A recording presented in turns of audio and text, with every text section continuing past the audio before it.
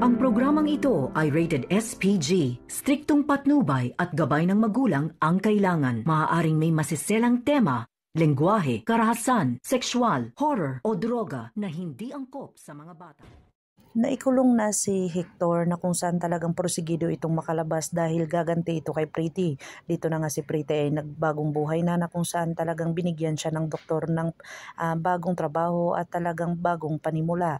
Dito na talagang masayang masaya na si Pretty sa kanyang mga ginagawa na kung saan talagang binihisan siya ng isang doktor na kung saan talagang mahal na mahal siya dito at talagang bibigyan siya ng panimula para ito ay mabuhay muli. Dito na nga ay talagang tumulong din itong si Pretty sa lahat ng kanyang mga kaibigan na kung saan talagang nagpatayo sila ng salon doon sa Quiapo at talagang prosigido ito na magbagong buhay at hindi na talaga magpapaalipin dito kay Hector.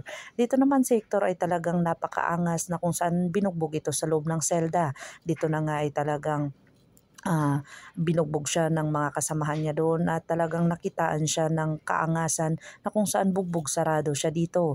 Dito na nga ay talagang gusto niyang tumakas at talagang nakapagpiyansa itong si Hector ng kanyang kapatid na kung saan talagang nag-inuman sila doon sa labas. Dito na nga talaga porsigido siyang kitilin ang buhay ni Pretty na kung saan talagang nakita niya ito si Pretty sa loob ng kanyang tahanan na kung saan talagang siya lang mag-isa.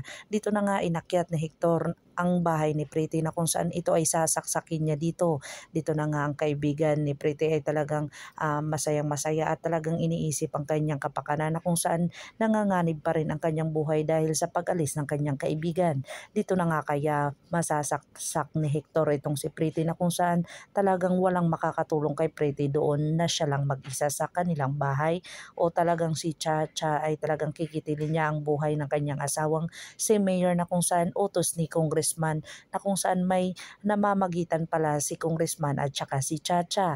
Dito na nga kaya magkaroon ng katahimikan itong si Mayor na kung saan talagang si Chacha ang kikitil sa kanya at talagang nilagyan ng lason ang kanyang pagkain.